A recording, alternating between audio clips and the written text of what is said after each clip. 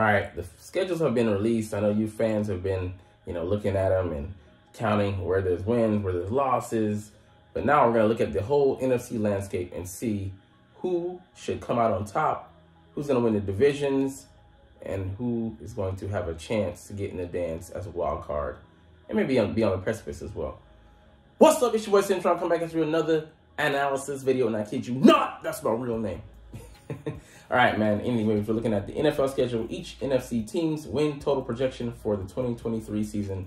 Cynthia Freeland, she loves to crunch numbers. She's good at putting those things in the system and let them, spew out something. And yeah, she's doing the analytics division of the NFL here, NFL Network. So interesting, they brought her on. She brings a lot of stuff to the table. So let's see what she has to say. And dun, dun, are you really surprised? It's the Philadelphia Eagles, calculated to win the most games in the NFC with 11.1 wins, and thus by winning the most games, also winning the division, being the NFC East champion. So let's look what they have to say about us. Have a good chance to rack up the wins early in the season. So yeah, we should maybe come out 4-1, maybe at the least, but 5-0 to open the first 5 weeks, or 5 weeks with our schedule. So the Patriots are there. I think the Giants. I think the Commanders. Almost said Redskins. So I mean, 58% of simulation. So that's a good probability. And 7-2 by the bye week. But then what is really crucial for us is how we're going to play over this 5-game brutal stretch at the Chiefs, home at the Bills. Home with the Bills, home with the 49ers, at the Cowboys, and at Seahawks. Yeah, it's going to test the mettle of the team, and we'll see where we really are. Because by that time, we should have a somewhat of a bead on what the defense could be and is, and we'll see how Sean decides coaching at that point. Mostly, we're not really counting on the offense to struggle, but we will see how they do. But those are some great tests. Because I mean, all those games are winnable with as is. But it's going to be tough to play back-to-back games against the Cowboys and the Seahawks on the road, and then the Chiefs. It depends on how we pressure Mahomes. Bills, can we get pressure on Josh Allen, and can we keep pace with him? 49ers, who's going to be at quarterback, and can we once again outwit that defense with the pieces that we have? I think we can, but also how's the running game going to fare against them? Cowboys, playing there in Jerry World. What is it? How are we going to attack and hold down those receivers there, with the addition of a second receiver to play off of CeeDee Lamb and Brandon Cooks, and with the Seahawks, that defense can we pressure Geno Smith and pressure him into mistakes? The trio receiver is going to be pretty good, and their revamped defense, they're going to have some good corners, and a good secondary. How are they going to be at stopping the run? So lots of prognostication to go on there, so we'll see how that goes. Next up, slated to be the NFC West champions, is the San Francisco 49ers. For them, like I said, it's all about the quarterback. And they travel in week 6 to 10 at Browns, at the Vikings, versus the Bengals, bye, and then versus, at the Jaguars. So at the Browns could be a bit of a challenge, but they theoretically should win that game. They should beat the Vikings. I see them losing versus the Bengals, and then there'll be a challenge against the Jaguars. So that'll be a good slate for them, and then they come to us.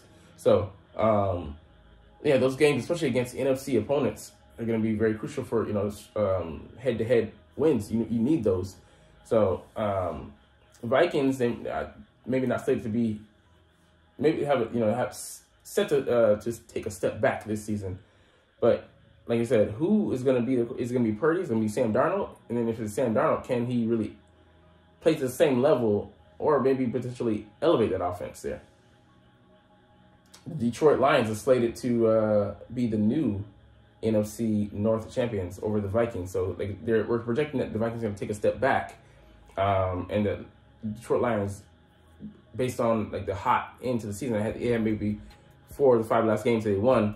Where they definitely played well in the latter portion of that schedule, and potentially, they could have made the playoffs if Green Bay had lost, and they won their final game, so they would have gotten in, and they were a hot team at that time. So they've added a lot of pieces in the offseason, but they're still a young team. how are they going to deal with, you know, winning? And, you know, some of those new parts, they have a, you know, now projected dynamic secondary. C.J. Gardner-Johnson, they got him from the Eagles, as well as drafting and bringing in, and they signed Sutton from Pittsburgh at the corner. So we'll see how it goes, man. 5 of their final 9 games being against divisional opponents. That's going to tell you a lot. Yeah, it kicked off against the Chiefs. That most likely is going to be an L.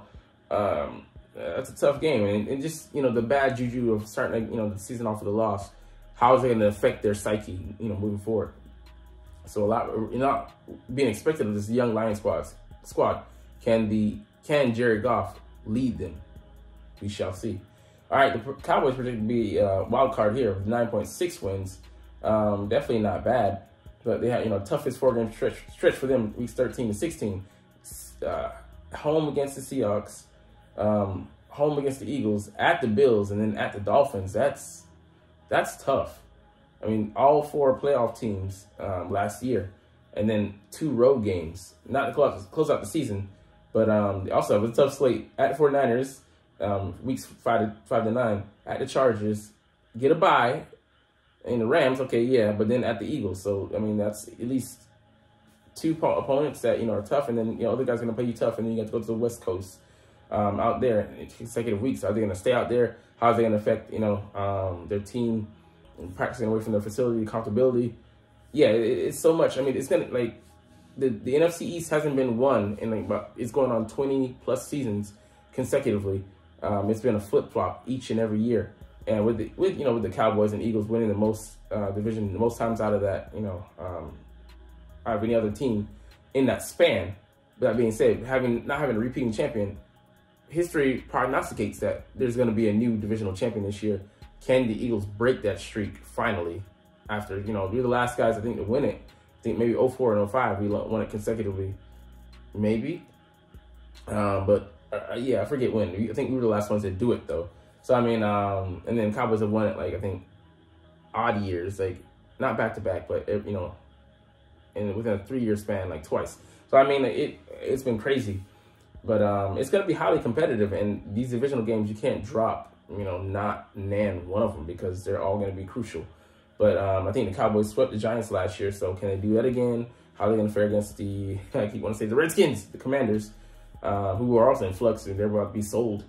The games to be sold, not told. But yeah, I'm interested. See, I'll be watching all their games, and I'm gonna keep the schedules, and I had, you know, mark down the wins and losses, see how they project over the season, and come back to that in a future video. But anyways, let's move on to the New Orleans Saints. They're slated to be the NFC South champions, and look how weak this projected wins are. 8.9 wins. That's abysmal. And they're going to get, you know, some competition. Tampa Bay's going to, you know, fight a little bit. And then Panthers are going to be a rising team, but they're going to have a young quarterback, a rookie, starting for them. So you don't expect them to, you know, be an upstart. But, could happen. He has, you know, a plethora of weapons at his disposal. But, you know, they have Derek Carr, and that is the great equalizer for them in a weak division, such as the NFC South, where last year, you know, Tampa Bay not eked in, but, you know, they were, I think, minus 500, you know, to get into the playoffs, which is abysmal. But I mean, which is, you know, brought about discussion of whether, you know, they should nix division winners and just go with overall, you know, win totals. But I like it as it is. It makes it more interesting, I feel like. But yeah, they have a 45% chance to win 10 games. So we'll see how it goes, man, what adjustments can be made. But this might be one of the best defenses that Derek Carr has had to play with. And let's see, can he, with the weapons that he has, and Michael Thomas, hopefully, Chris Olave, you know, rising, and Kamara joined by Jamal Williams, what can they do with that former receiver at tight end? I think they drafted a tight end as well. So they might be quite a lot to deal with on the offensive side. I don't know why I switched to British. Anyways. The Seattle Seahawks slated to take a step back here with 8.9 wins. I think they had 10 or 11 last year, but probably has to do with a tougher schedule. They have their most difficult stretch. Damn, I went black there. Their most difficult stretch week 13 at the Cowboys, week 14 at the 49ers, then versus the Eagles at home, then at the Titans. So I'm like, 3 games, and we'll see. Titans could be tough. We certainly be competent on defense, most likely at the very least. But Geno Smith, can he repeat the magic of last year? And even if they do, it might just be due to a tougher schedule that they take a step back. So we'll see how that plays out. But, NFC West is going to also beat up each other as far as those top 2 teams. And the Rams are nothing to sniff at. But the 49ers, the defense carries from year to year to year to year. Doesn't matter that D'Amico Ryan signed as the Houston Texans head coach. The guy they brought in, I forgot his name. He's going to carry on the tradition, and he's not really going to change too much. So Bosa's going to be rushed from the edge. Fred Warner is going to be manning that all-world position in the middle, and they have a solid secondary with the Pro Bowler. I think maybe it was the second-team All-Pro Hufanga back there in the secondary. So yeah, lots of. That is consistent for them. You can count on the defense, just the offense that is in question with Kyle Shanahan at the helm. But hey, I like it. Anyways, let's go to the Atlanta Falcons. They're slated to have 8.7 wins, be a wild card. They just have such a dynamic offense, man. Bijan Robinson there in the backfield.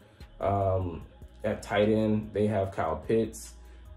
Drake London, they drafted, had a solid season. I think it was a rookie season last year. And then the big question mark is Desmond Ridder. There at the helm. He's going to be this second-year QB taking over for Marcus Mariota.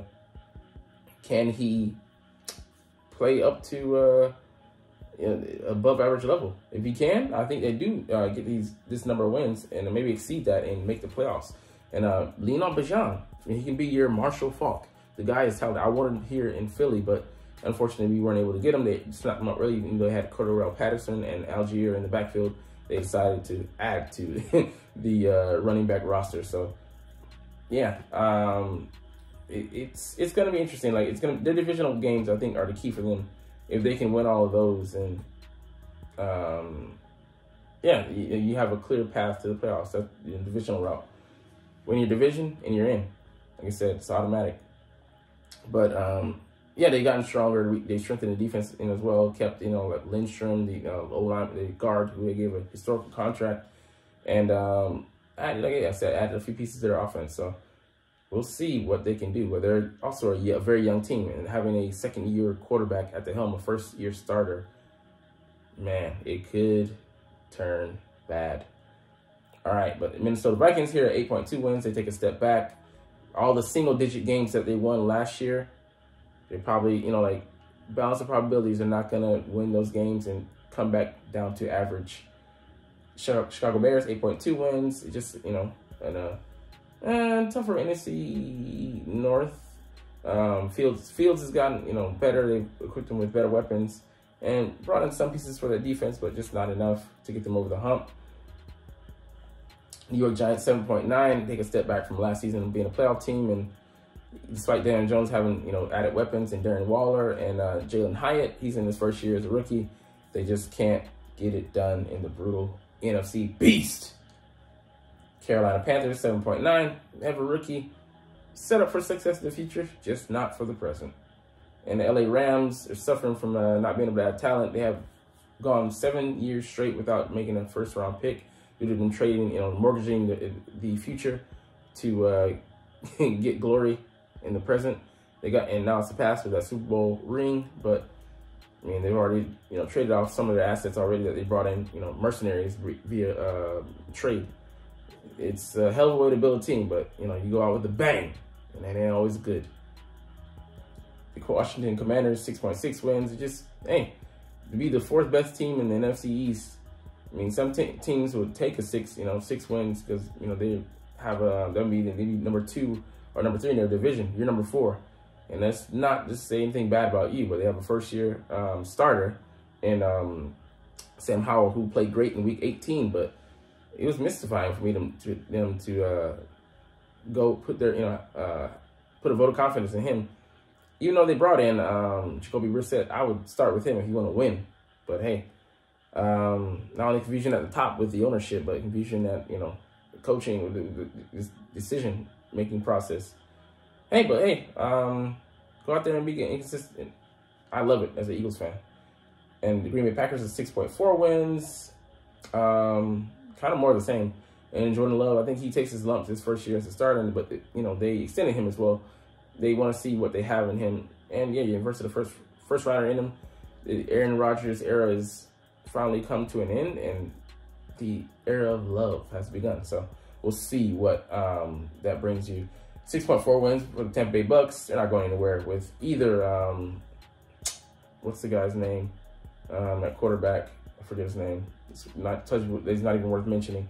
And the other guy that they have, I don't even know his name, but they believe in him, but it ain't y'all time. Even in a weak NFC South, you guys aren't going anywhere.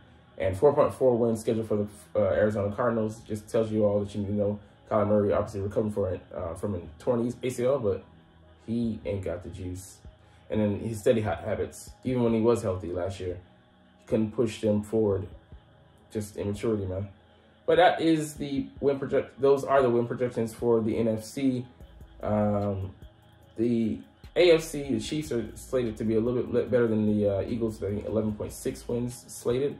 But even for them, it's tough sledding. But we both know that there's gonna be some outliers, some teams that run away. Like the Eagles are projected for a much lower win rate, and we came out and won 14 games. And just once we built that momentum, it was just smash every freaking week. Loved it. And to highlight that, man, Boomer Sooner.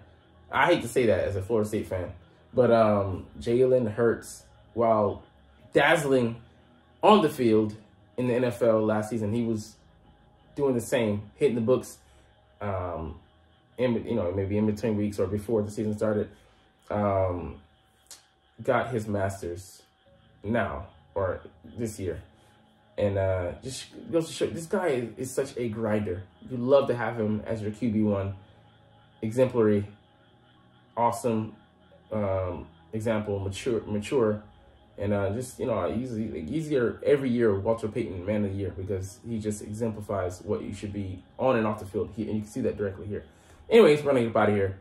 That's all I have for you guys. But, I mean, of course, you're not even watching, though. It's all good, though, because, as I always say, because I love these guys. Fly, Eagles, fly, and let's motherfucking go!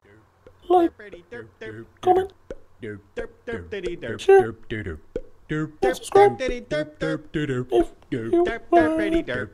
Thanks for watching. Check me out at Cintron, Cintron Anime, Cintron Life, or Cintron Laughs, or other social media.